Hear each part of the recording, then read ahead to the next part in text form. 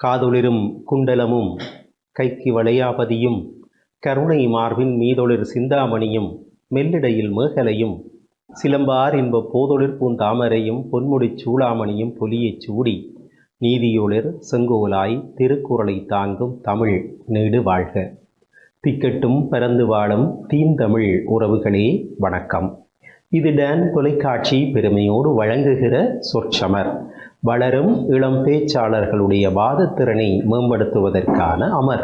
இன்றைய சொற்சமர் களத்திலே யாழ்ப்பாணத்திலே இருக்கின்ற புகழ்பூத்த 2 தேசிய பாடசாலைகளை சேர்ந்த பிள்ளைகள் பங்கேற்று களமாடுகிறார்கள். யாழ்ப்பாணம் இந்து கல்லூரி விவாதத்திற்கென்றே முத்திரை பதித்த கல்லூரி. இந்த சொற்சமர் களத்தினுடைய ஆரம்பமே அவர்கள்தான் என்றால் அது மிகைப்படாது. 2017ஆம் ஆண்டு ஏற்கனவே இந்த நிகழ்ச்சியிலே தோன்றி உரையாற்றிய விசாகனன் குறிப்பிட்டதைப் போல 2017ஆம் ஆண்டு இந்த நிகழ்ச்சியை தொடக்கி வைத்தவர்களே அவர்கள்தான். இன்று அந்த கல்லூரி சார்ந்த பிள்ளைகள் மீண்டும் இந்த மேடைக்கு வருகை தந்திருக்கிறார்கள். அதே போலவே அண்மை காலங்களிலே சொற்சமர் களத்தினூடாக புகழ் பெற்று தங்களுடைய திறனை வெளிப்படுத்தி கொண்டிருக்கிறார்கள் மானிப்பாய் இந்து கல்லூரி. 2 தேசிய பாடசாலைகளை சேர்ந்த பிள்ளைகளும் இன்றைய தினம் இந்த நிகழ்ச்சிக்கு வருகை தந்திருக்கிறார்கள். வருகை தந்திருக்கின்ற அத்தனை பிள்ளைகளையும் சொற்சமர் குழுமத்தின் சார்பில் வருக வருக என்று வரவேற்பதிலே நான் மட்டற்ற மகிழ்ச்சி அடைகிறேன். அன்புக்கினியவர்களே, இந்த பிள்ளைகளுடைய ஆன்மீகம் பற்றி பலரும் பலவிதமான கருத்துக்களை தெரிவிக்கிறார்கள். கோவிலுக்கு போகிறார்கள் இல்லை, சமய பாடத்தை படிக்கிறார்கள் இல்லை, இப்படி சொல்கிறவர்கள் ஒரு புறம். தத்துவங்களை உணர்கிறார்கள் இல்லை, நான் யார், ஏன் பிறந்தேன் என்று அறிகிறார்கள் இல்லை, இப்படி கவலைப்படுகிறவர்கள் மறுபுறம். இதிலே ஆன்மீகம் என்பது என்ன என்று ஒரு கேள்வி பிறக்கிறது. ஆன்ம ஈகம்தான் ஆன்மீகம் என்று ஆகியிருக்கிறது. ஆன்மா பற்றிய தெற்ற தெளிவு என்றால் தெளிவு தெற்ற தெளிவு. ஆன்மா பற்றிய ஒரு தெளிவை கொள்வதுதான் ஆன்மீகம்.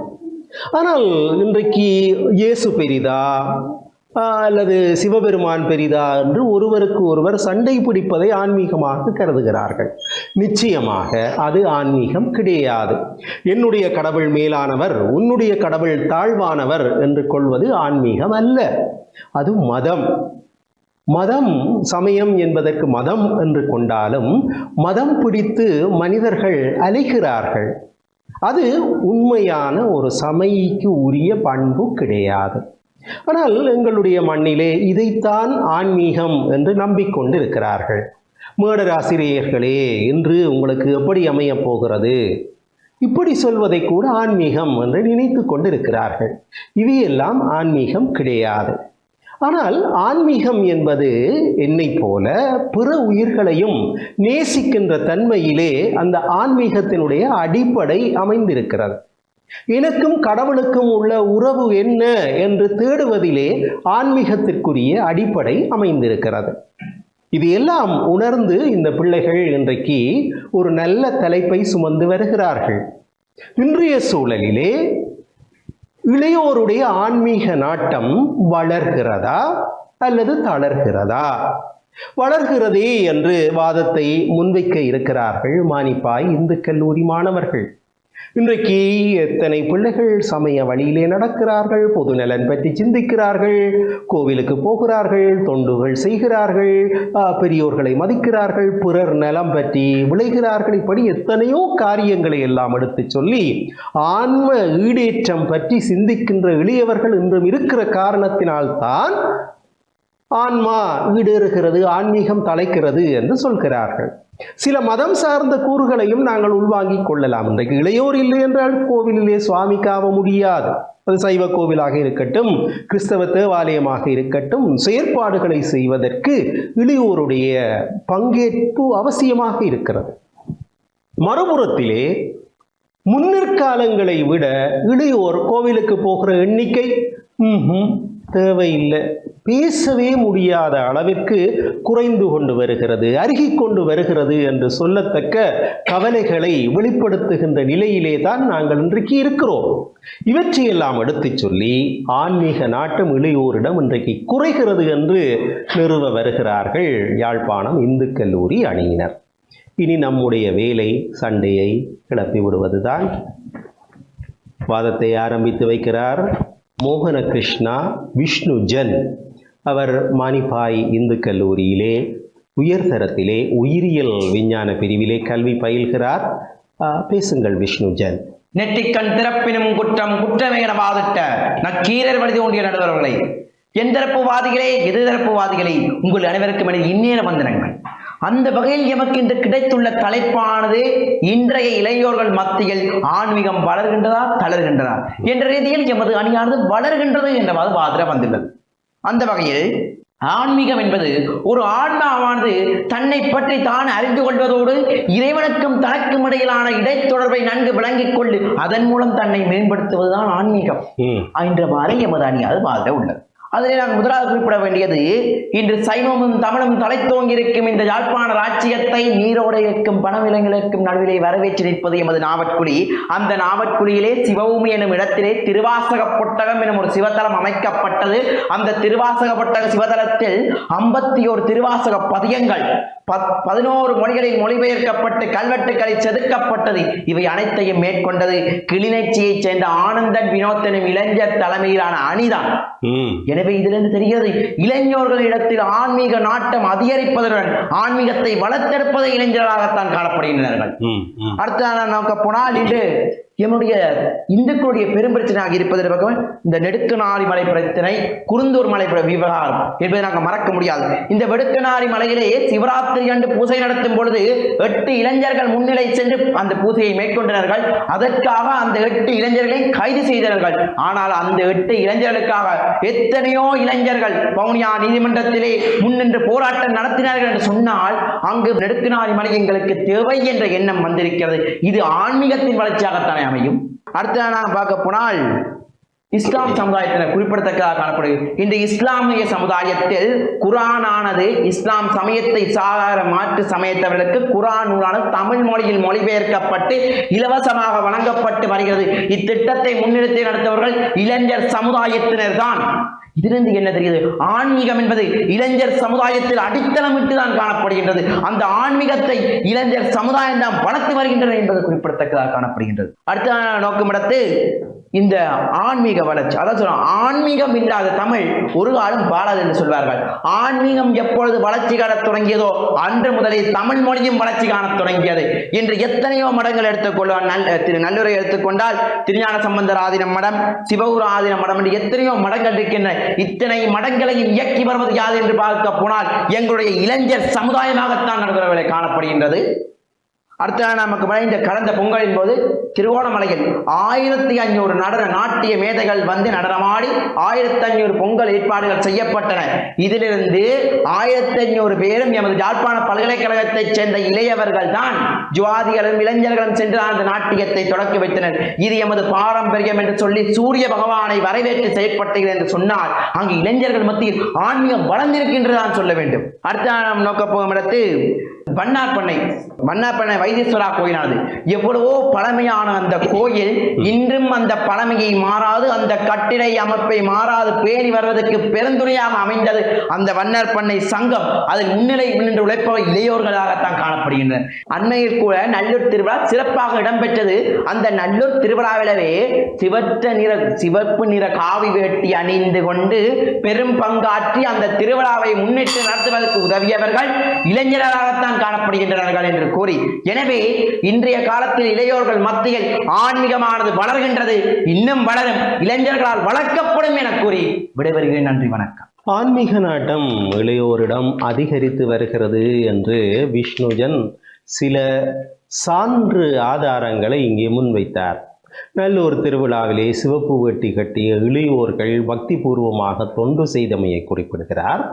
அதை விட இளையோர்கள் இன்றைக்கு எத்தனையோ சமயம் சார்ந்த உணர்வுகளை ஏற்படுத்துவதிலும் சரி, அல்லது சமயம் சார்ந்த அடையாளங்களை பேணுவதிலும் சரி எளியவர்கள் முன்னிற்கிறார்கள் தானே. ஆகவே ஆன்மீக நாட்டம் வளர்கிறது தானே என்பது விஷ்ணுஜனுடைய வாதம். ஆனால் ஆன்மீகம் என்று வருகிற பொழுது ஆன்மீகத்திலே இளையவர்களுடைய பங்கு உண்மையிலேயே வளர்கிறது தானா என்று மீண்டும் ஒரு முறை மறுவாசிப்பு செய்து அதனுடைய நிலை என்ன என்று பேசுவதற்கு இந்து கல்லூரி அணியினர் தயாராகிறார்கள். கணித பிரிவிலே உயர்தரத்திலே கல்வி பயில்கிறார் கார்த்திகன். அவர் என்ன சொல்கிறார் என்பதை பார்ப்போம். பேசுங்கள் கார்த்திகன். நல்லதோர் வீணை செய்து அதை நலங்கிட புழுதியில் அறிவதென்றோ சொல்லடி சிவசக்தி என சுடர்மிகும் அறிவுடன் படைத்து விட்டாய் என்று தமிழனை ஒரு கணம் சிந்தித்துக் கொண்டு அவை நுழைகின்றன. அந்த வகையிலே எதிர்த்தரப்பு சகோதரன் தலைப்பினை முறையாக வரையறை செய்யாததால் நான் இந்த தலைப்பினை என் பக்கம் சார்ந்து வரையறை செய்யலாம் என்று நினைக்கின்றேன். அந்த வகையிலே இங்கு முக்கியமாக 4 சொற்பதங்கள் முக்கியத்துவம் பெறுகின்றது.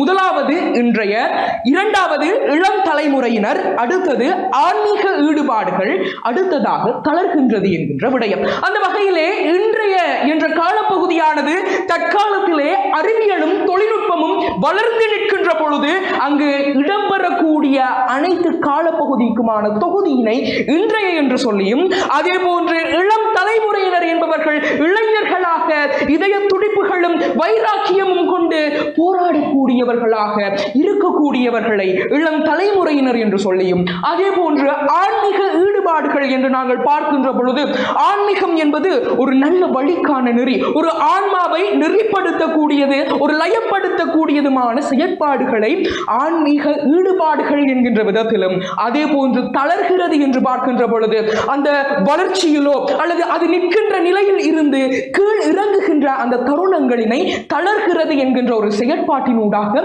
வரையறை செய்து கொள்ளலாம் என்று நினைக்கின்றேன். எங்களை பொறுத்தவரையிலே எங்களுடைய சுவாமி விவேகானந்தர் கூறுகின்றார், 100 இளைஞர்களை தாருங்கள், இந்த இந்தியாவை நான் மாற்றி காட்டுகின்றேன் என்று சொல்லி. ஏன் என்று கேட்டால் அவ்வாறு அவர்களுக்கான வைராக்கியம், அந்த மன துணிவானது அவர்களுக்கு இருக்கின்றது. நாங்கள் அதை அனைத்தையும் ஒத்துக்கொள்கின்றோம். என்னுடைய நடுவரை பொறுத்தவரையில் மனதிலே இளமை திரும்புதே புரியாத புதிராச்சே என்று பாட்டு எல்லாம் வருகின்றது. காரணம் என்னவென்று கேட்டால் நாங்கள் பெரியோர் செய்கின்ற விடயங்களை எல்லாம் இன்று இளந்தலைமுறையினர் செய்கின்றார்கள் என்று என்னுடைய நடுவர் ஐயாவை கூட இளைஞர்களாக மாற்றிவிட்டோம். அதுக்கு எங்களுடைய வாழ்த்துக்கள். ஆனால் இன்று இருக்கக்கூடிய மிக முக்கியமான பிரச்சனை என்னவென்று கேட்டால் இங்கு இளம் தலைமுறையினர் சரியாக செயற்படவில்லை.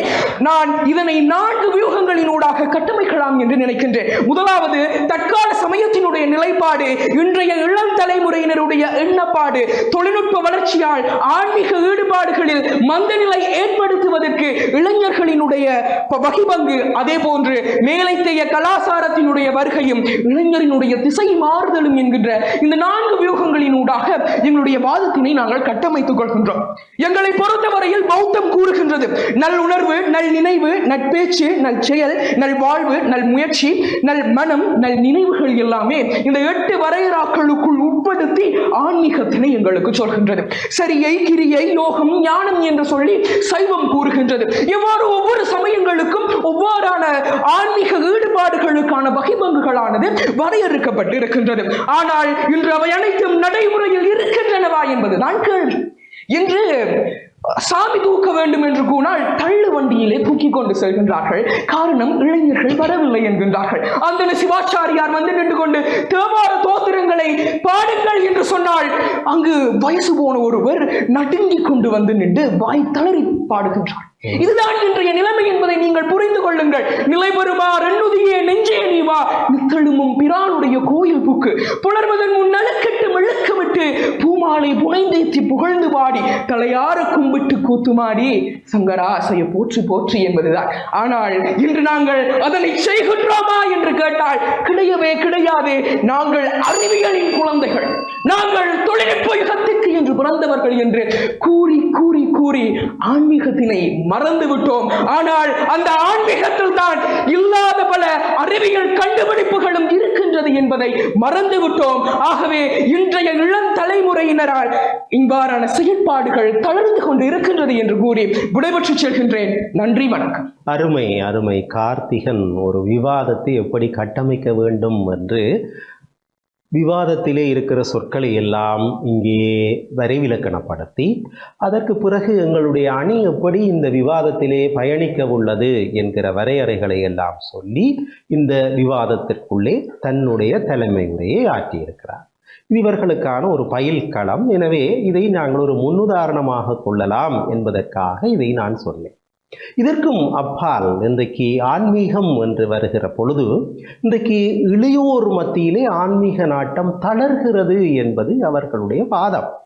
அப்படி தளர்வதற்கான சான்றாதாரங்கள் என்ன என்று பார்த்தால் அதற்கு அவர்கள் பல சான்றாதாரங்களை முன்வைத்தார்கள். இன்றைக்கு சைவ கோவில்களிலே அவர்கள் பௌத்தம் சார்ந்தும் குறித்தார்கள். ஆனால் சைவ கோவில்களிலே இன்றைக்கு சுவாமி காவுவதற்கு கூட இளையோரை தேடி பிடிப்பதற்கு கஷ்டமாக இருக்கிறது. தேவாரம் சொல்லுங்கள் என்றால் ஒரு வயோதிபர் தான் வந்து நின்று தேவாரம் சொல்கிற நிலை. எனக்கும் கூட ஒரு அனுபவம் இருக்கிறது. ஒரு வீட்டிலே இந்த 31 என்று சொல்வார்களே சமண்டீகரண கிரியைக்காக போனேன். நான் போன மாத்திரத்திலே அந்த இறந்தவருடைய பேரப்பிள்ளை அறக்க புறக்க வீட்டிலே இருந்து இந்த நாங்கள் முந்தைய காலத்திலே ஆமை வந்தால் ஓடுவதை போல இவன் ஓடுகிறான். ஏன் ஓடுகிறான் என்று பார்த்தால் இங்கே சொன்னார்கள், ஐயா தேவாரம் சொல்லிவிட்டார், இவன் ஓடுகிறான் என்று. தேவாரம் சொல்லுங்கள் என்று சொன்ன மாத்திரத்திலேயே இவன் ஓடுகிற அளவிற்கு என்ன நேர்ந்தது என்று நான் நினைத்தேன். அப்படி இளையோர் மத்தியிலே இந்த நாட்டங்கள் இன்றைக்கு வர வர குறைகின்றதே என்று கவலை தெரிவித்து தங்களுடைய அணியை நிறுவியிருக்கிறார் கார்த்திகன். அவருக்கு எங்களுடைய வாழ்த்துக்கள். தொடர்ந்து பேசலாம். இன்றைய சூழலில் இளையோர் மத்தியில் ஆன்மீக நாட்டம் வளர்கிறதா தளர்கிறதா? சிறியதோர் இடைவேளையின் பின் இது டான் தொலைக்காட்சி பெருமையோடு வழங்குகிற சொற்றமர்.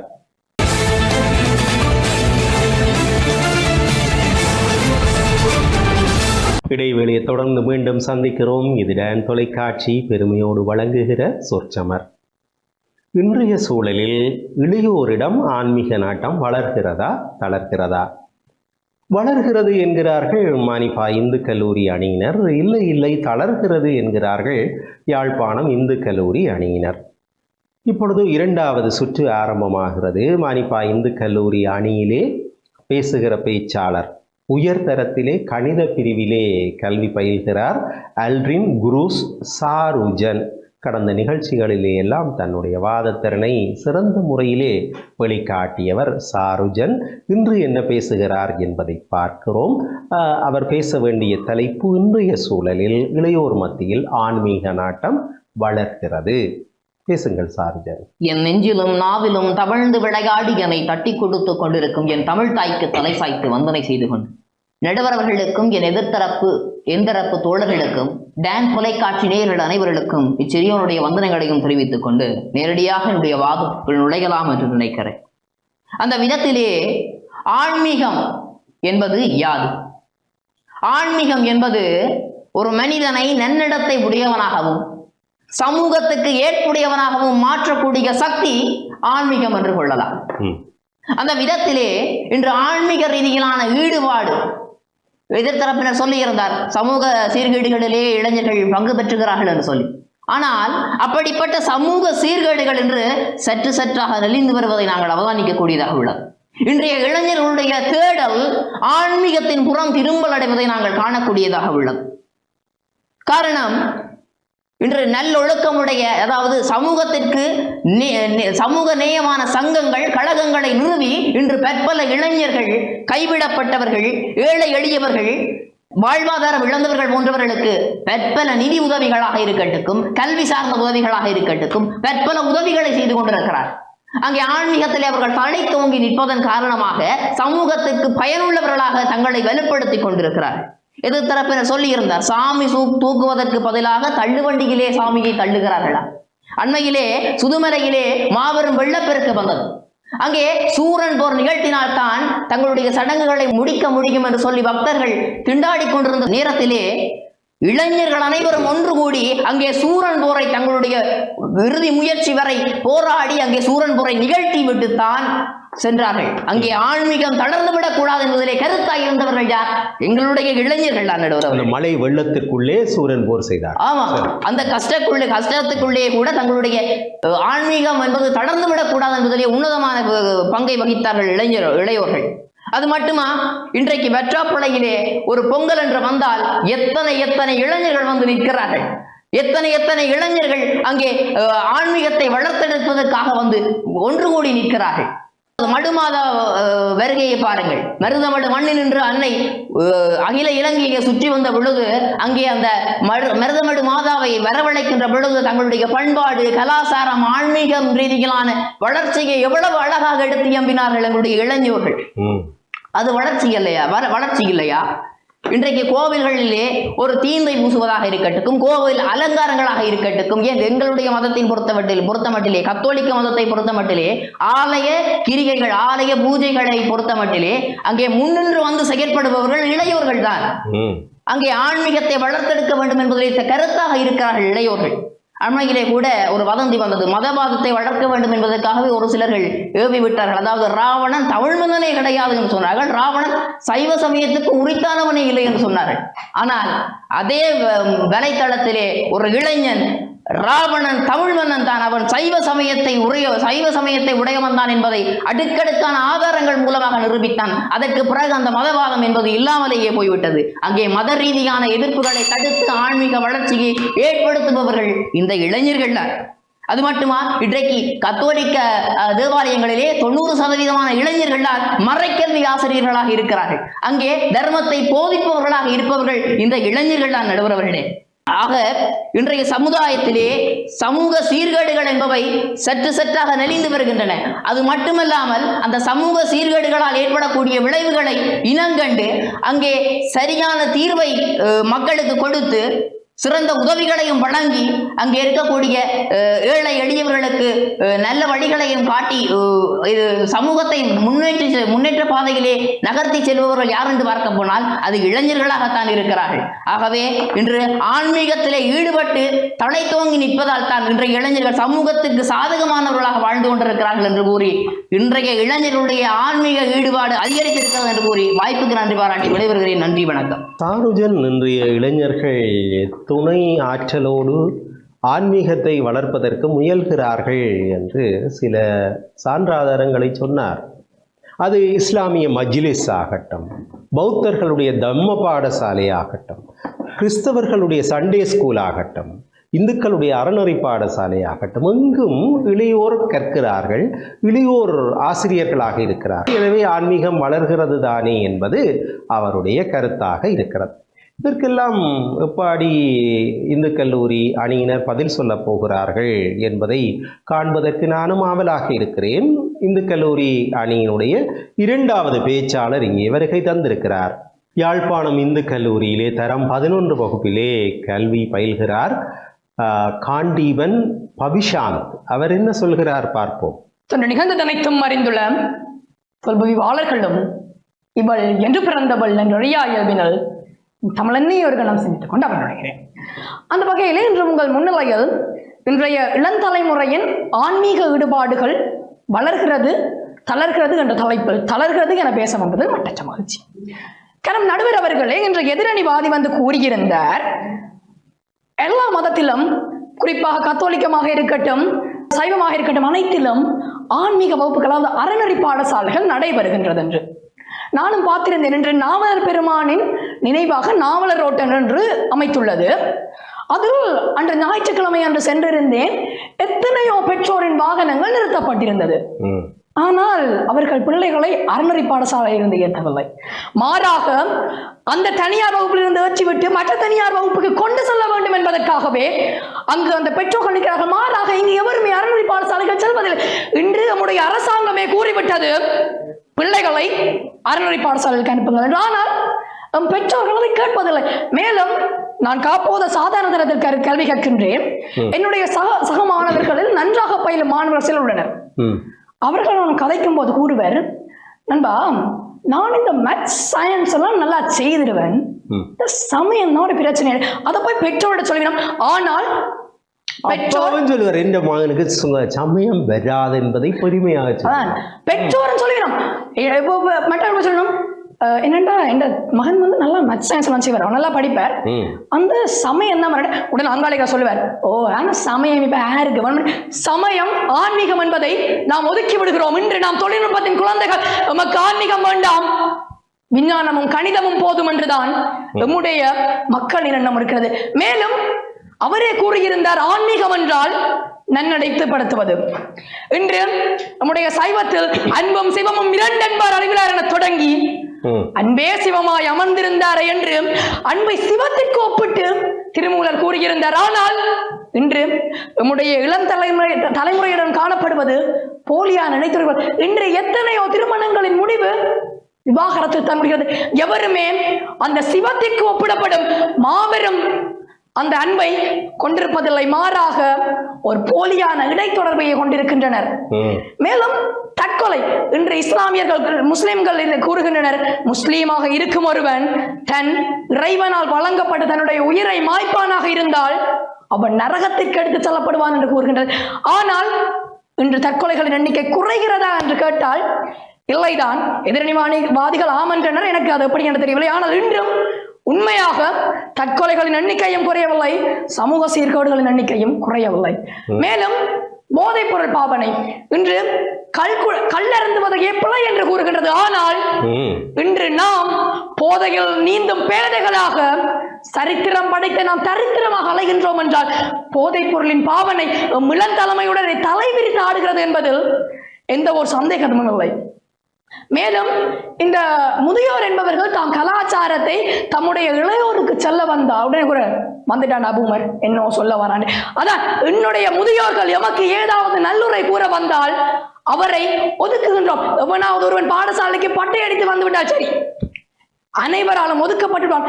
சக மாணவர்கள் அவனை கேலி செய்வர், சாமி சாமி, அதாவது அவனை பார்த்து பொட்டு இவன் ஒன்றுக்கும் லாய்க்கு இல்ல, சும்மா பட்டை அடிச்சுட்டு பழம் மாறி வந்திருக்கான்னு சொல்ற அளவுதான் எங்கடாக்கள் இருக்கிறோம். இன்றைக்கு ஆங்கில மோகங்காரமாகும், ஆங்கில கலாச்சாரம், ஆங்கில நாகரிகமயப்படுத்தல் போன்றவற்றால் நாம் நம்முடைய ஆன்மீகத்தை மறந்து விடுகின்றோம். பவித்திரன், நீங்கள் திருநெற்றுக்குரியோடு தான் பாடசாலைக்கு சேர்ந்தீர்களா?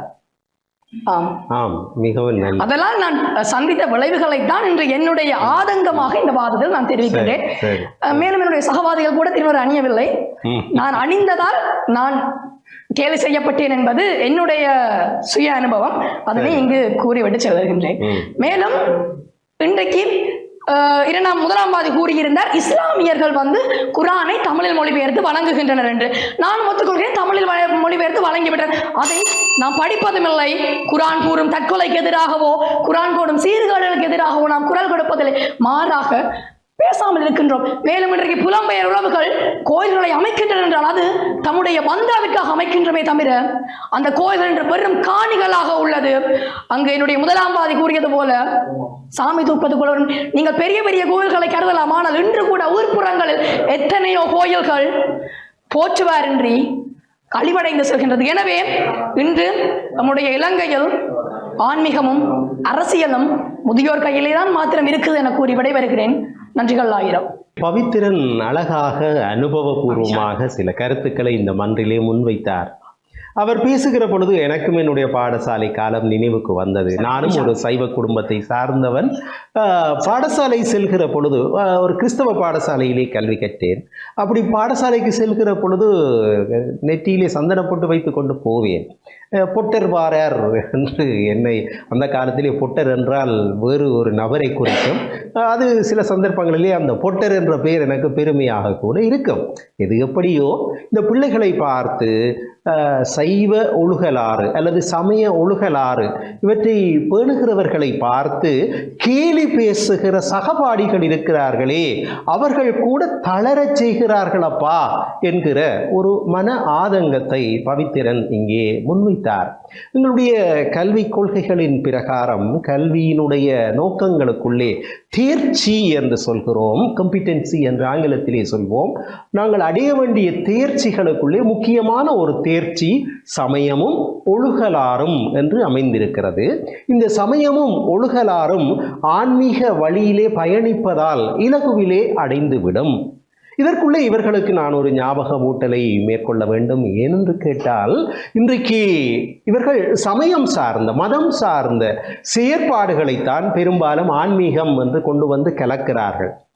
நீங்கள் பேசுவதற்கு ஏராளமான பரப்புகள் இருக்கின்றன. நாவலர் சொன்னார், பஞ்சமா பாதகங்கள்: கொலை, களவு, பொய் சொல்லுதல், சூதாடுதல், பிறன் மனை நயத்தல், இவற்றையெல்லாம் வைத்து பார்த்து இன்றைய சூழலிலே இவையெல்லாம் இப்படி இருக்கின்றன என்று நீங்கள் பேசினால் உங்களுக்கு இன்னும் இலகுவாக இந்த வாதப்பரப்பை விரித்து செல்லலாம் என்கிற ஒரு ஆலோசனையையும் முன்வைத்து, அடுத்த சுற்றிலே வருகிறவர்கள் இதையும் தொட்டு சென்றால் நன்றாக இருக்கும் என்று ஒரு முற்கூட்டிய ஆலோசனையையும் விடுத்து சிறியதோர் இடைவேளைக்கு சென்று வரலாம்.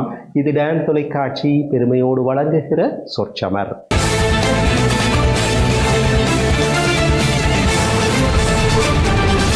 இடைவேளையை தொடர்ந்து மீண்டும் சந்திக்கிறோம். சூடான, சுவாரஸ்யமான, அனல் பறக்கும் வாதங்கள் இடம்பெற்ற வண்ணம் இருக்கின்றன. யாழ்ப்பாணம் இந்து கல்லூரியினரா, மானிப்பாய் இந்து கல்லூரியினரா, ஒரு கை பார்த்து விடுவோம் என்று இவர்கள் தங்களுக்குள்ளே சிநேகபூர்வமாக வாதம் செய்கிறார்கள். கருத்துக்களால் மோதுகிறார்கள். அதனால் தான் சிநேகபூர்வமான வாதம் என்று சொல்கிறேன். இன்றைய சூழலில் இளையோருடைய ஆன்மீக நாட்டம் வளர்கிறதா, தளர்கிறதா? வளர்கிறது என்று நிறைவு சுற்றினுடைய பேச்சாளர் வருகை தந்திருக்கிறார். உயர்தரத்திலே கலை பிரிவிலே மானிப்பா இந்து கல்லூரியிலே கல்வி பயில்கிறார் டீன் ஐவின் டிதுசன். பேசுங்கள் டிதுசன். என்னுடைய நாடி நரம்பு தொடுத்த இதயம் துடித்துக் கொண்டிருக்கிறது என்றால் நான் உயிரோடு இருக்கிறேன் என்று பொருள். நான் வாடி வதங்கிய மகிழ்ந்து கொண்டிருக்கிறேன் என்றால் நான் தமிழோடு இருக்கிறேன் என்று பொருள்.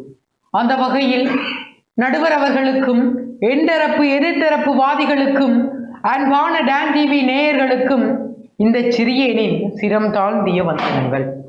நடுவர் அவர்களே, இன்று எனக்கு தரப்பட்ட தலைப்பு, இன்றைய இளம் தலைமுறையினுடைய ஆன்மீக ஈடுபாடு ஆனது வளர்கிறது. ஆம், வளர்கிறது என்றே நான் வாதாட வருகின்றேன். நடுவர் அவர்களே, அதற்கு சிறந்த ஒரு உதாரணத்தின் மூலம் என்னுடைய வாதத்தை நான் தொடக்கிறேன். கதிர்காமம் பாத யாத்திரை தேசிய இளைஞர் சேவை மன்றத்தினால் தற்பொழுது சென்றிருந்தார்கள். அதற்கு 98% பேர் இளைஞர்கள், யுவதிகள். அந்த கதிர்காம பாத யாத்திரை அவர்கள் சென்றார்கள் என்றால், இளைஞர்கள் சென்றிருக்கிறார்கள் என்றால், இன்று இளம் தலைமுறை ஆன்மீக ஈடுபாடு ஆனது அங்கே வளர்ந்திருக்கின்றது. இன்று ஆன்மீக ஈடுபாடு தளர்கிறது என்று யாழ்ப்பாணம் இந்து கல்லூரி வாதாடுகிறது.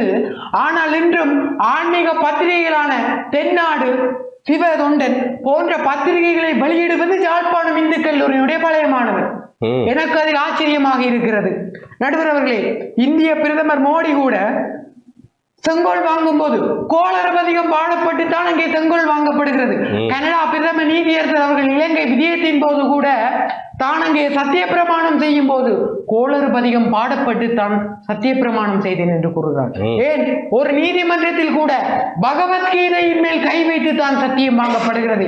அப்படி இருக்கை அந்த ஆன்மீகம், அன்று தொடங்கிய அந்த ஆன்மீகம் இன்றும் வளர்க்கப்பட்டு கொண்டிருக்கிறது. நடுவர் அவர்களே, கடைகள், நிறுவனங்கள், வங்கிகள், ஏன் நாங்கள் செயல்புற பேருந்தில் கூட முன்னுக்கு சாமி படம் தான் இருக்கிறது.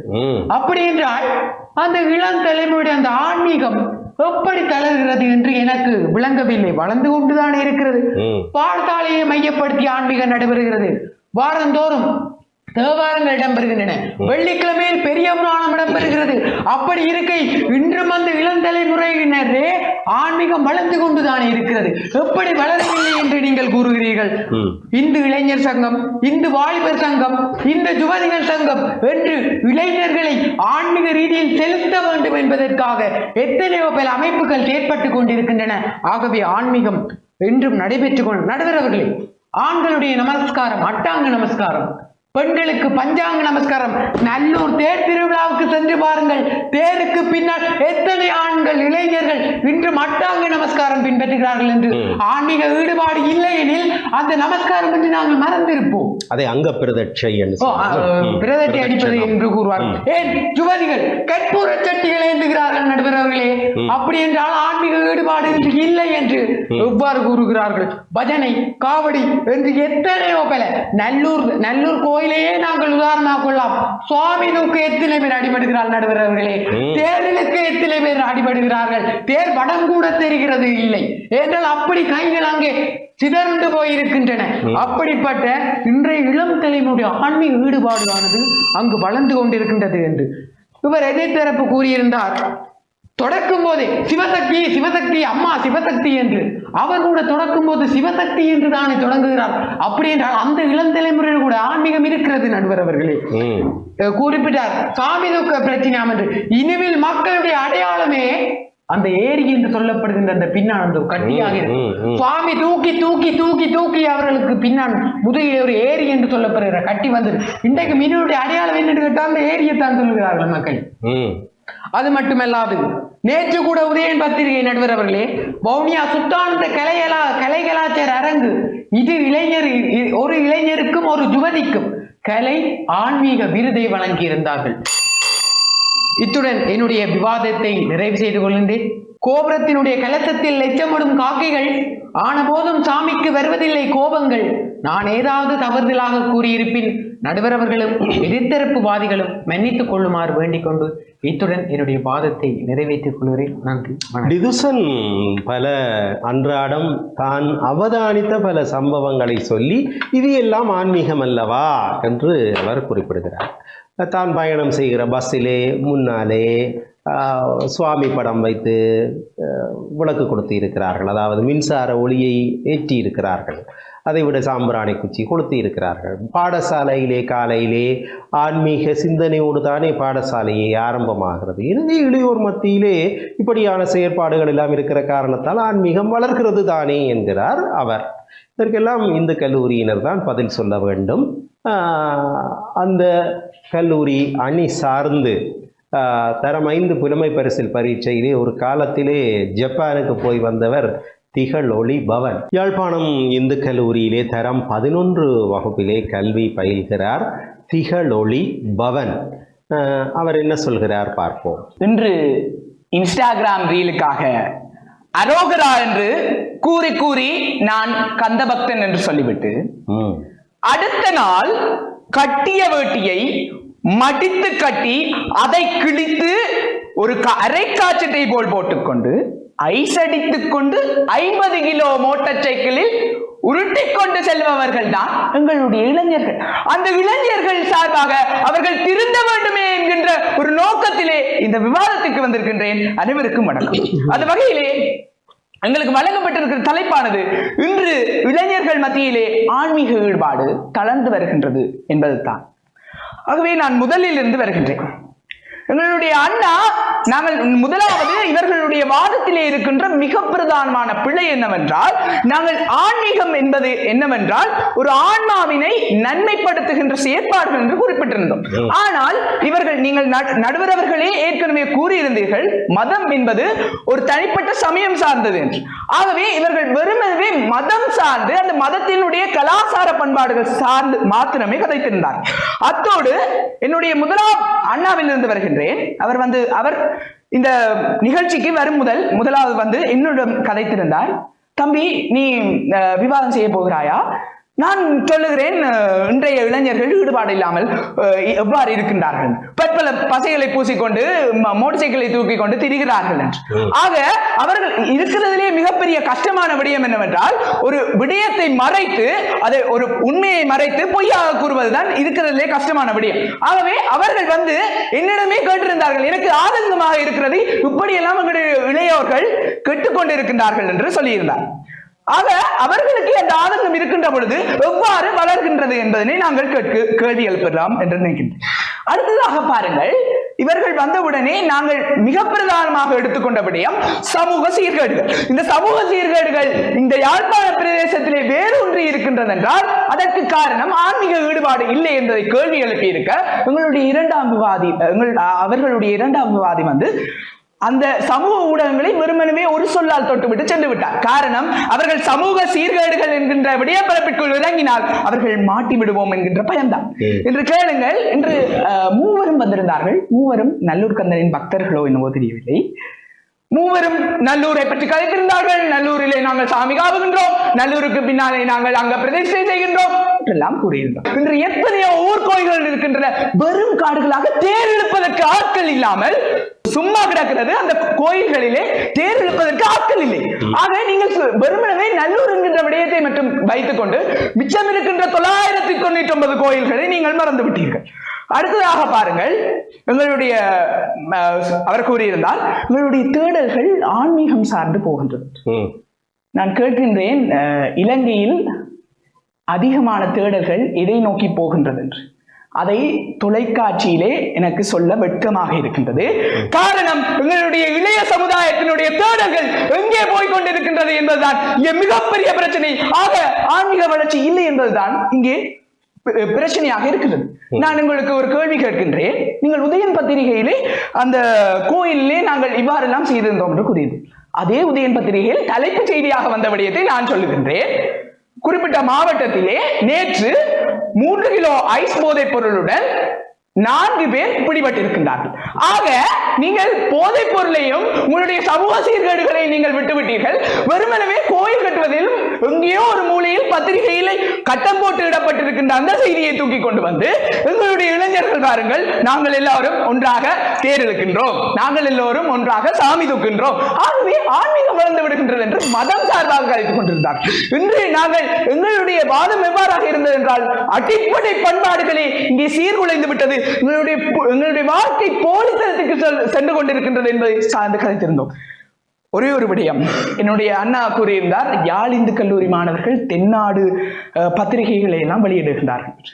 நான் கேட்கின்றேன், ஒரு குற்றத்திற்கான தேவை, அந்த குற்றத்தை திருத்த வேண்டிய தேவை இல்லாதபடி ஏன் அது தொடர்பான சேவைகளை வழங்க வேண்டும்? ஆக இந்த சமுதாயத்திலே சீர்கேடுகள் இருக்கின்றன. எங்களுடைய அண்ணவர் நினைக்கின்றார்கள், ஒரு சிலர் நினைக்கின்றார்கள், அதனால் அவர்கள் அந்த பத்திரிகையை வெளியிடுகின்றார்கள். ஆனால் அந்த பத்திரிகையை வாங்கி படிப்பதும் இல்லை, அந்த பத்திரிகை வெளியிடுவது என்று யாருக்கும் தெரியாது.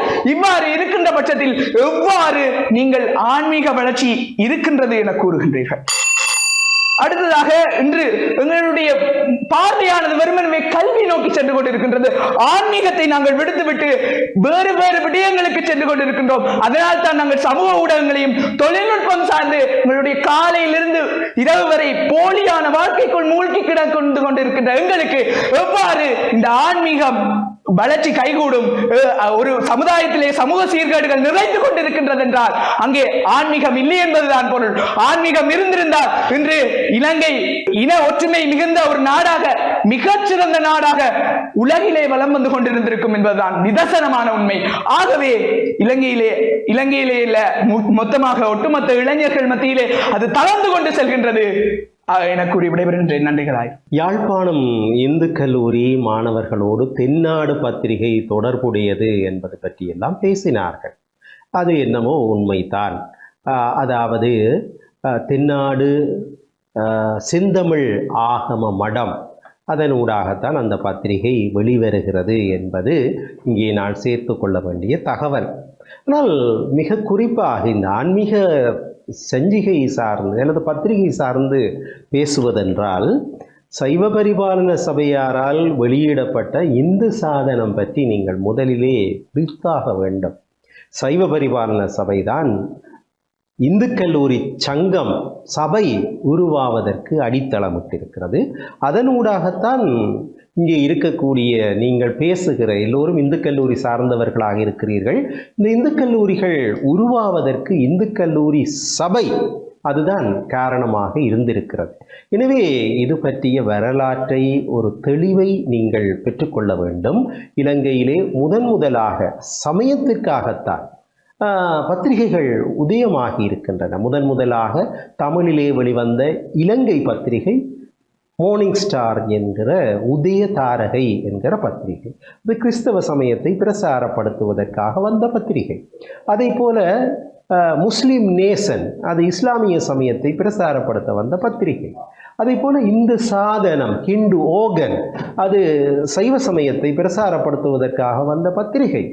எனவே அண்மை காலத்திலே வருகின்ற இந்த சஞ்சிகைகளை பற்றி பேசுவதை காட்டிலும் நீங்கள் தொன்மை மறவேல் என்று எங்கள் பெரும் பாரம்பரியங்களை அறிந்திருப்பது கூட ஒரு பெரும் சொத்து தான். அதை இளையவர்கள் இன்னும் தேடி கண்டறிய வேண்டும் என்கிற ஒரு ஆலோசனையை சொல்லி நாங்கள் சிறியதோர் இடைவேளைக்கு சென்று வரலாம். இது டான் தொலைக்காட்சி பெருமையோடு வழங்குகிற சொற்சமர்.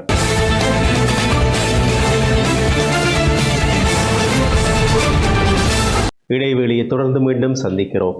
இன்றைய சூழலில் இளையோர் மத்தியில் ஆன்மீக நாட்டம் வளர்கிறதா, தளர்கிறதா? வாத பிரதிவாதங்கள் நிறைவுற்றிருக்கின்றன. இனி தொகுப்புரை மற்றும் தீர்ப்புரை இடம்பெற வேண்டியிருக்கிறது. முதலில் பேசியவர் நிறைவாக தொகுப்புரை ஆற்றுவார். பட்டிமண்டபம் சா கணேசன் ஐயா ஏற்படுத்திய ஒரு நடைமுறை. அதற்கு அமைவாக இரண்டாவதாக பேசத் தொடங்கியவர்கள் தளர்கிறதே அணியினர், யாழ் இந்து கல்லூரி அணியினர். அந்த அணியினுடைய தலைவர் கார்த்திகன் தன்னுடைய தொகுப்புரையை ஆற்றுகிறார். பேசுங்கள் கார்த்திகன். மீண்டும் அவை நுழைவது மற்றற்ற மகிழ்ச்சி. அந்த வகையிலே தலைவர் என்ற ரீதியிலே தலைப்பினை முறையாக அணுகி 4 வியூகங்களை போட்டிருந்தோம். முதலாவதாக தற்கால சமயத்தினுடைய நிலைப்பாடு, இன்றைய இளம் தலைமுறையினரினுடைய தற்கால எண்ணப்பாடுகள், தொழில்நுட்ப வளர்ச்சியினால் ஆன்மீகத்தில் ஏற்பட்டிருந்த மந்த நிலை, மேலைத்தேய கலாச்சார வருகையும் இளைஞரினுடைய திசை மாற்றமும் என்கின்ற 4 வியூகங்களினூடாக எங்களுடைய வாதத்தினை நாங்கள் கட்டமைத்திருந்தோம். அதே போன்று பௌத்தம் கூறக்கூடிய எண் வழிகளாகியவற்றையும், அதே போன்று சரியை, கிரியை, ஞானம், யோகம் ஆகிய 4 நெறிகளை பற்றியும் நாங்கள் அடுக்கியிருந்தோம். அதே போன்று நடைமுறை உதாரணங்களாக இன்று எங்களுக்கு சமய பாடம் வரவில்லை, எங்களுக்கு ஏனோ தெரியவில்லை, விஞ்ஞானமும் கணிதமும் தான் வருகின்றது என்று சொல்கின்ற மாணவர்களினுடைய நிலைப்பாடு, அறநெறி கல்வி வேண்டாம் என்று சொல்லி ஒவ்வொரு தெருக்களிலுமே தனியார் கல்வி நிலையங்களில் நின்று ஏற்றிறக்கக்கூடிய பிள்ளைகள் மற்றும் அவர்களுடைய பெற்றோர் சார்ந்த நடைமுறை உதாரணங்களையும், அதே போன்று அன்புக்கு இலக்கணமாய் இருக்கக்கூடிய சிவபெருமான் மற்றும் பார்வதி என்ற அந்த நெறிகள் கூட இன்று இல்லாமல் திருமணங்கள் அனைத்துமே விவாகரத்திலே முடிந்திருக்கின்றது என்று சொல்லியும், முஸ்லிமிலே இறைவனினால் கொடுக்கப்பட்டிருக்கக்கூடிய உயிரினை நாங்கள் மதிக்க வேண்டும் என்கின்றதை கூட மறந்துவிட்டு தற்கொலைகள் செய்து கொண்டிருக்கின்றோம். ஆகவே இவை அனைத்துமே இவர்கள் அதனை சரிவர நடாத்துகின்றார்களா என்றால் இல்லை என்கின்ற வகையிலும், அதே போன்று இன்று சமூக சீர்கேடுகள் போதையில் நீந்துகின்ற பேதையர்களாக மாற்றப்பட்டமையும், அறமும் அன்பும் பொறுமையும் ஒழுக்கமும் கெட்டு போயிருக்கக்கூடிய ஒரு சமுதாயமாக இன்று நாங்கள் மாற்றப்பட்டிருக்கின்றோம் என்றால் அது தொடர்பான நிலையும், அதே போன்று விபூதியையும் உருத்திராக்கத்தையும் அணிந்தால் அங்கு இடம்பெறக்கூடிய கேலிகள் சார்ந்தும் நாங்கள் எங்களுடைய வாத பிரதிவாதங்களை நாங்கள் வைத்திருந்தோம். மேலைத்தேய கலாச்சாரத்தினுடைய வருகையினால் இன்று இவ்வாறான நிலைக்கு தள்ளப்பட்டிருக்கின்றோம். கலாச்சார சீரழிவுகளையும் பண்பாடுகளையும் நாங்கள் மறந்துவிட்டு செயற்படுகின்றோம் என்கின்ற தருணத்திலே இவ்வாறான பல நடைமுறை உதாரணங்களையும் பேசியிருந்தோம். நீங்கள் அனைவரும் பேசியது இது மாத்திரம்தான்.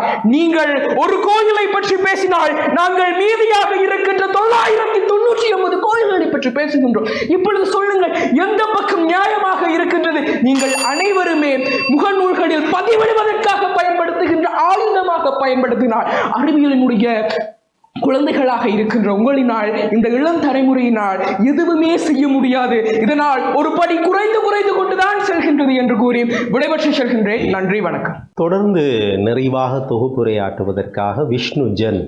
அனைவருக்கும் வணக்கம். மீண்டும் உங்கள் தொகுப்புரையை சந்திப்பது பெருமகிழ்ச்சி. அதாவது எங்கள் அணியினரால் திருவாசக அரண்மனை என்று சொல்லப்பட்ட ஆலயம் அமைக்கப்பட்டது, கருத்துகள் முன்வைக்கப்பட்டது. அதனைத் தொடர்ந்து குருந்தூர் மலை விவகாரம், வெடுக்குநாரி மலை விவகாரம் என்பவற்றை இளைஞர்கள் முன்னின்று உழைத்தவை என்பவை முன்வைக்கப்பட்டது. அதைத் தொடர்ந்து இஸ்லாமிய சமுதாயத்தினருடைய தமிழ் மொழி மூலமான குர்ஆன் வளங்கள் தொடர்பான விடயங்கள் முன்வைக்கப்பட்டன. மேலும் பலவாக நோக்குமிடத்து ஆதினங்கள், மடங்கள் என்பவற்றின் செயற்பாடுகள் அனைத்துக்கும் இன்று இளைஞர்கள் உறுதுணையாக செயற்படுகின்றன என்பது குறிப்பிடப்பட்டது. மற்றும் ஆலய திருத்தொண்டுகள் பணிகள் அனைத்திலும் இளைஞர் சமுதாயத்தினர் முக்கிய பங்கு வகிக்கின்றனர் என்றவாறு இளைஞர்கள் ஆன்மீகத்தில் வளர்ப்பதோடு இளைஞர்களுடைய ஆன்மீகமும் வளர்ந்திருக்கிறது என்றவாறு எமது அணியார் வார்த்தை முன்வைத்திருந்தோம். அந்த வகையில் நல்ல ஒழுக்கமுடைய சமுதாயத்தினை உருவாக்குவதற்கு இந்த ஆன்மீகம் பெரும் பங்கு ஆற்றுகின்றது. இளைஞர்கள் மத்தியில் இன்று என்ன சொல்வது, கலாச்சார சீர்கேடு இருக்கிறதான், ஆனால் அதை விட கலாச்சார வளர்ச்சியில் அக்கறை காட்டும் எத்தனையோ இளைஞர்கள் இங்கு இருக்கின்றனர். அதனால் தான் இன்றும் நாங்கள் தமிழர்கள் என்று சொல்லி பெருமை பேசிக்கொள்ள முடிகிறது என்பதை நீங்கள் மறுக்க முடியாத நிதர்சனமான உண்மையாகும். இன்று எவ்வளவு பேர் போதைப் பொருளுக்கு அடிமைப்பட்டிருக்கின்ற சொல்லியிருங்கள். ஆமாம், போதைப் பொருளுக்கு அடிமைப்பட்டவர்களையும் நல்லொழுக்கமுள்ளவரையும் ஒரு தராசி நிறுத்தி பாருங்கள். அங்கு நல்லொழுக்கம் உள்ளவருடைய பக்கம் தான் கீழே சரிந்து காணப்படும். ஏனெனில் அந்த அளவுக்கு முயற்சி கண்டிருக்கிறது. நடுவர் அவர்கள் சொல்வதை போலத்தான், நாய் எங்களை கருத்தால் அது செய்தியாகாது, நாங்கள் நாயினை கடித்தால் அது செய்தியாகும். அப்படி நடப்பதற்கரிய விடயங்களை இங்கு விதிகள் என கூறி, விதி விலக்குகளை விதிகள் என கூறி வாதிட்டுக் கொண்டிருக்கின்றீர்கள். எனவே இன்றைய இளைஞர்கள் மத்தியில் ஆன்மீகமானது வளர்கிறது, இன்னும் வளரும். அது இளைஞர்களால் மட்டுமே வளர்க்கப்படும் என கூறி இத்துடன் எமது வாதத்தை நிறைவு செய்து நன்றி, வணக்கம். அன்பிற்கினியவர்களே, சூடான சுவையான வாத பிரதிவாதங்களை இதுவரை பார்த்தோம், ரசித்தோம். இந்த பிள்ளைகள் தங்களுடைய ஆன்மீக நாட்டம் பற்றி இங்கே கருத்துரைத்தார்கள். இன்றைய சூழலிலே இளையோர் மத்தியிலே ஆன்மீக நாட்டம் எவ்வாறு இருக்கிறது? வளர்கிறதா, தளர்கிறதா? நான் ஆரம்பத்திலேயே என்னுடைய முகவுரையிலேயே சொன்னேன், சமயம் மதம் என்பவை ஒரு பக்கம் இருக்கின்றன, ஆன்மீகம் என்பது அது மறுபக்கத்திலே இருக்கிறது. ஆன்மீகமும் சமயமும் ஒன்றல்ல. ஆன்மீகம் என்பது தன்னை பற்றிய தேடல், ஆன்மாவை பற்றிய தேடல், தெளிவடைதல், அதுதான் ஆன்மீகம் என்று பேசுவோம். அப்படி நானார், என் உள்ளமார், ஞானங்களார், இப்படியாக தேடுகின்ற தன்மை, எதற்காக நான் பிறந்திருக்கிறேன், கடவுளுக்கும் எனக்கும் என்ன தொடர்பு, இப்படி ஆன்மீக பாதையிலே போனால் இந்த பொய் சொல்வது குறையும், களவெடுப்பது குறையும், அல்லது இல்லாமல் போகும், பிறன்மனை நயத்தல் இல்லாமல் போகும், பஞ்சமா பாதகங்கள் இந்த மண்ணிலே நேராது என்று ஆரம்பத்திலேயே சொன்னேன். ஆனால் ஆன்மீகம் என்று இன்றைக்கு சமூகம் அறிந்து வைத்திருப்பது எவை என்றால், கோவிலை பெரிதாக கட்டுவது, கோபுரத்தை கட்டுவது, சுவாமி காவுவது, இவற்றைத்தான் ஆன்மீகம் என்று நாங்கள் நம்பிக்கொண்டிருக்கிறோம். இவை சமயம் சார்ந்த தொண்டுகள் அல்லது பண்பாடு சார்ந்த செயற்பாடுகளாக இருக்கலாம். இன்னைக்கு லட்சக்கணக்கிலே கோவில்களிலே லட்சக்கணக்கிலே பணத்தை செலவு செய்து அல்லது அர்ப்பணித்து பெரும் பெரும் திருவிழாக்களை வைக்கிறோம். எனக்கு சில சந்தர்ப்பங்களிலே வேதனையாக கூட இருப்பதுண்டு. அதிலே கூட 10 கூட்டம் மேளம், 12 கூட்டம் மேளம் என்று பிடித்து கடைசியிலே சினிமா பாட்டை கேட்டுவிட்டு போகிற ஒரு கலாச்சாரத்திற்குள்ளே நாங்கள் மயங்கி போய் கிடக்கிறோம். இது எல்லாம் ஆன்மீகம் சார்ந்தவையா என்று எண்ண தோன்றுகிறது. இந்த சமய அடையாளங்களை பேணுவது ஆன்மீகத்தினுடைய நிலைப்புக்கு வழி செய்யும் என்பதிலே மாற்று கருத்து இருக்க முடியாது. அதைத்தான் நான் மீண்டும் மீண்டும் சொல்கிறேன், ஆன்மீகம் என்பது வேறு. ஆன்மீகம் என்பது ஒரு தேடல் சார்ந்தது. எதற்காக பிறந்திருக்கிறேன், சமய உண்மைகளை அறிவது ஆன்மீகம் சார்ந்தது. இன்றைக்கு எத்தனை பேர் ஆன்மா சார்ந்த விடயங்களுக்கு முக்கியத்துவம் கொடுக்கிறார்கள். இது சமய தளத்திலே இடம்பெறுகிற பட்டிமண்டபம் கிடையாது. இந்த சொற்சமர் களத்திலே பங்கேற்கிற பிள்ளைகள் கூட வெவ்வேறு சமய நிலைப்பட்டவர்களாக இருக்கிறார்கள். இதில் இவர்களை நான் பாராட்ட வேண்டும். கருத்துக்களால் மோதினார்களே தவிர எந்த ஒரு மாணவனும் இன்னொரு மாணவனுடைய சமய உணர்வுகளை பாதிப்பதாகவோ அல்லது வேறு சமயங்களை கிண்டல் செய்வதாகவோ இவர்கள் தங்களுடைய வார்த்தைகளை வெளிவிடவில்லை. ஆகவே பக்குவப்பட்ட பேச்சாளர்களாக பேசியிருக்கிறார்கள்.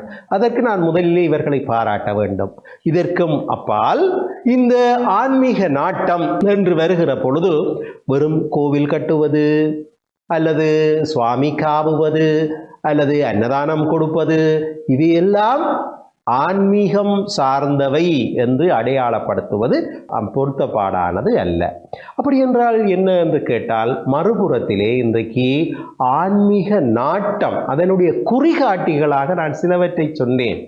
அந்த குறிகாட்டிகள் இன்றைக்கு கோவிலுக்கு போகிற தன்மை குறைந்திருக்கிறது. இங்கே சமயத்தினுடைய ஒரு அடையாளத்தை சொன்னார்கள். சமயம் சார்ந்து வேட்டி கட்ட தெரியாது என்பதிலே பெருமை கொள்கிறார்கள். சமய பாடம் மகனுக்கு வராது, தேவாரம் தெரியாது, இப்படி சொல்வதிலே பெருமைப்படுகிறார்கள். ஒரு கிறிஸ்தவ கீதத்தை தெரியாது என்று சொல்வதிலே பெருமைப்படுகிறார்கள். இவை எல்லாம் ஒரு விதத்திலே எங்களை நாங்களே தரம் தாழ்த்துகின்ற செயற்பாடுகள் தான். முற்காலத்தோடு ஒப்பிடுகிற பொழுது இக்காலத்திலே இன்றைக்கு ஊடகங்கள் பெருகிவிட்டன. இதனால் இந்த மண்ணிலே பல பல பல பல கலாசார பிறழ்வுகள், ஆன்மீக பிறழ்வுகள் நேர்கின்றனவோ என்று எண்ண வைக்கிற அளவிற்கு செய்திகள் வெளிவந்து கொண்டிருக்கின்றன. முற்காலத்திலும் இருந்திருக்கலாம் என்று வாதிடலாம், இருந்திருக்கலாம். ஆனால் ஆவணப்படுத்துவதற்கு, வெளிப்படுத்துவதற்கு இன்றிருப்பதை போல யூடியூபர் மேர் இல்லை. ஆனால் இன்றைக்கு பல்வேறு ஊடகங்கள் கையிலே ஒரு கைபேசி தூக்கியவன் எல்லோரும் ஊடகவியலாளன் என்கிற நிலை இருக்கிற காரணத்தால் இன்றைக்கு சமூகம் புரள்வுற்றிருக்கிறது என்று பார்க்கிறோம். இவற்றிற்கெல்லாம் அடிப்படையிலே ஆன்மீக நாட்டம் குன்றியிருப்பதும் ஒரு காரணம்தான். நான் ஏற்கனவே சொன்னேன், சமயமும் ஒழுகலாறும் என்பது அடையப்பட வேண்டிய தேர்ச்சி. அந்த தேர்ச்சி அடையப்பட வேண்டும் என்றால், அப்படி அரசாங்கம் வலியுறுத்துகிறது என்றால், இளையோர் மத்தியிலே ஆன்மீக நாட்டத்தை வளர்க்க வேண்டும் என்று கல்வி பகுதியார் கூட சிந்திக்கிறார்கள். இன்றைய சூழலிலே ஒப்பீட்டு நிலையிலே ஆன்மீகம் பற்றிய சிந்தனை இளையோர் மத்தியிலே குறைவாக இருக்கிறது. அதற்கு காரணம் இவர்கள் சொன்னதை போல வளர்ந்தவர்கள் பெரியவர்கள் சரிவர ஆன்மீக நாட்டம் பற்றிய செய்கைகளை செயற்பாடுகளை ஏற்படுத்தவில்லை, அல்லது காலத்திற்கு ஏற்றாற்போல். அதைத்தான் நான் சொல்வது உண்டு. காலத்திற்கு ஏற்றாற்போல் நாங்கள் இப்பொழுதும் புராண படன காலத்திலே வாழ்கிறோம் என்றால், வாழப்போகிறோம் என்றால் இளையோர் அந்த துறைக்குள்ளே வரமாட்டார்கள். இன்றைக்கு டிஜிட்டல் வேர்ல்டு, அதனூடாக அவர்களுக்கு ஏற்றாற் போல அந்த துறை சார்ந்து ஆன்மீக கல்வியை, ஆன்மீக செல் நெறியை நாங்கள் அந்த துறை சார்ந்து வகுத்து கொடுக்க வேண்டிய தேவையிலே இருக்கிறோம். அதை கூட செய்யவல்லவர்கள் இளையவர்கள் தான். ஆகவே இன்றைய சூழலிலே இளையவர்கள் ஆன்மீகத்தின் பால் இன்னும் விழிப்புணர்வு கொள்ள வேண்டிய நிலையிலே இருக்கிறார்கள் என்பது இவர்கள் பேசிய பேச்சுக்களிலே இருந்து கூட தெளிவாக தெரிகிறது என்கிற வகையில் இந்த போட்டியிலே ஆன்மீக நாட்டம் இன்று இளையோர் மத்தியிலே தளர்கிறதே என்று வாதிட்ட யாழ்ப்பாணம் இந்து கல்லூரி அணியினர் வெற்றி பெறுகிறார்கள் என்பதை தீர்ப்பாக சொல்லி, இந்த சொற்சமர் களம் பெற்றிருக்கிற ஒரு வரம் உலக புகழ் பெற்ற பேச்சாளர்களான பட்டிமன்றம் ராஜா, பாரதி பாஸ்கர் இரண்டு பெருந்தகைகளும் இந்த சொற்சமர் களத்திலே பங்கேற்கிற பிள்ளைகளுக்கு ஒவ்வொரு களத்திலும் சிறந்த முறையிலே தன்னுடைய பேச்சாற்றலை வெளிப்படுத்துகிற ஒரு மாணவனுக்கு அல்லது ஒரு மாணவிக்கு இலங்கை பணத்திலே 5000 ரூபாய் பண பரிசு வழங்கி ஊக்குவிக்கிறார்கள். அந்த பண பரிசு அவர்களுக்கு சில வேளைகளிலே பெரிது அல்ல.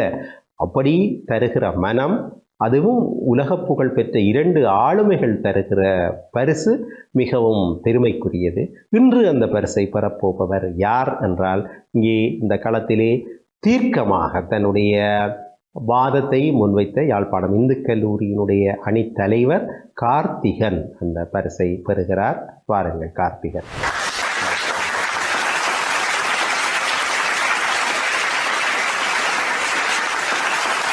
நல்லது நேயர்களே, மீண்டும் மற்றொரு நிகழ்ச்சியில் சந்திக்கலாம்.